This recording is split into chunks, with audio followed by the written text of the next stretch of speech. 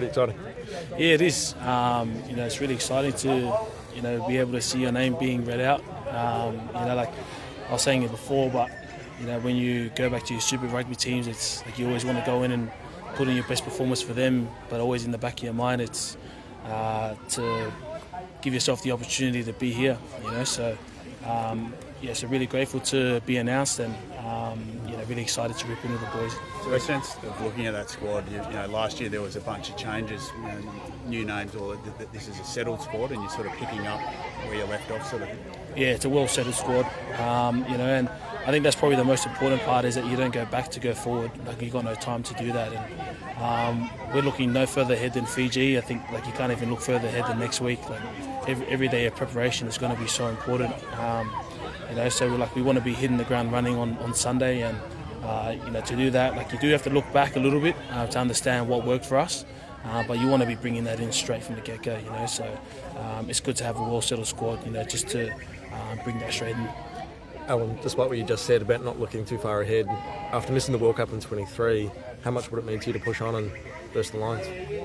I think to be involved in that squad is a dream come true. I started at the back end of 2013, so I thought I kind of missed that window. So to be here and one step closer to potentially being there, it's a great feeling. But again, to give yourself the opportunity to be there, you've got to keep preparing well and playing well, and I think just being there is not good enough. You want to be bringing your best self, you want to be putting your best foot forward for our country, to make sure that we do everyone proud. So that's probably the message that we're going to keep giving to our boys, is that just being named today isn't good enough. We have a job to do, and we want to make sure that we're preparing well and playing well. How much of a difference does it have, Will Skelton pushing up your backside in the scrum? Weight-wise, massive. But I think also just the value that he has from his experience. He's been a part of some world-class teams and won some trophies there. And I think physically he's massive on the field. But it's also what he adds off the field, around his leadership, his experience, the way that he's able to galvanise a group and connect the group is very valuable. We saw that when he came back in 2023. But we've been seeing that for years, especially when he was, firstly part of the Waratahs. And I've known him for a while now, so I've always known that he's a great, person and character to have around the group. So it's great to see him back in. Just with you and Nella both having done your Achilles, it's about as bad as an injury as you can get for a tight head prop. How long did it take you to get fully back with confidence in scrummaging, and where do you think Nella is with that whole process as well? Yeah, I think for me personally, it took a little while. For sure, you go through the whole rehab process, and you do all the physical tests, and it's good, but then it's all those mental battles when you're going back into a scrum and playing under fatigue.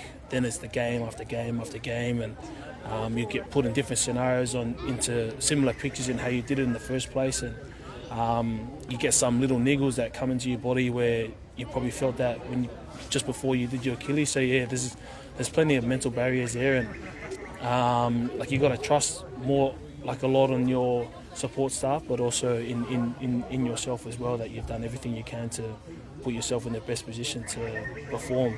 And I think that a large part of it also is it's a contact sport, so every time you lace up the boots, there's a potential that and anything can happen, and once you understand that that's out of your hands, then I think you're able then just to go out and play freely.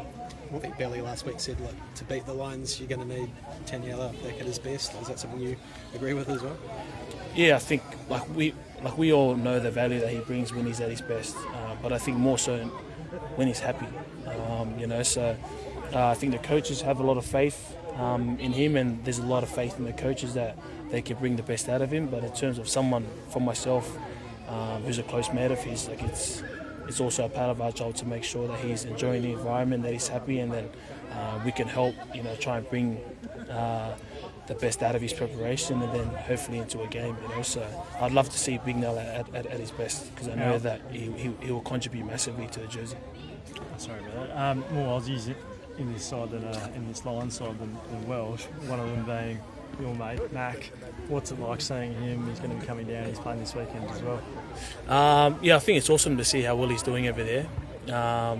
He was so good for our group of the Brums. He's not your normal winger, but he's also has that X factor. He's able to create something out of nothing, and very, very skillful. He's got a good kicking game as well, and I think like he was so valuable to our team through what he brought off the field. Like he's a bit of a loose unit, but he connects the group so well, you know. And he was one of our social captains, and the boys got around anything that he pushed forward to the group because he always had the best team's interests at mind, you know. So I think that's probably why he's been a good value asset over there in Ireland, and like probably why he's there again, you know, to represent the British Lions. So it's awesome to see him doing really well. Alan, there's no captain that's been named of this squad. You're obviously one of the front runners. What would it mean if you were given the duty to captain the Wallabies for the Lion Series? Oh, mate, it's always an honour, you know, to represent your country, but then to lead your country. You know, and what we do know within the squad last year and this year is that there's a lot of great leaders in the team, men who have led their Super Rugby teams, but also men who have had that experience from overseas. So guys like Willie and that as well, you know, and experience like Slips and Whitey, who aren't the captain of their Super Rugby teams, but are great leaders within the team. So I think from my experience in being a captain for the Brumbies is that I just know how important the contribution of the whole leadership group is. And then I know that whoever wears the armband will do a great job, but it's more so the contribution of all the leaders is going to determine, you know, where this team goes. You know, so I'm probably more leaning towards making sure that we get the most out of all the leaders who are involved to steer us in the right direction.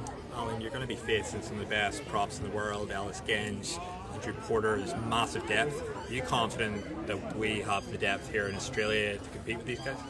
Yeah, I've got great confidence in that squad. You know, and like as you said, it's a well-settled squad, a squad who have been together for the last couple of years, who had the experience of versing those props over there in the UK, and I think we're going to lean on that massively.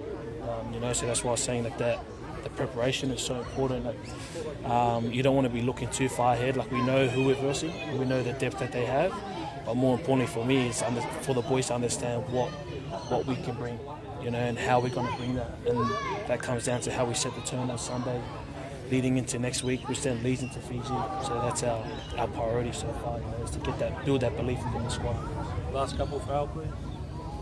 Just waiting your teammate Corey Toole, pretty chuffed for him, no doubt. What can he bring to the Wallabies environment, do you think?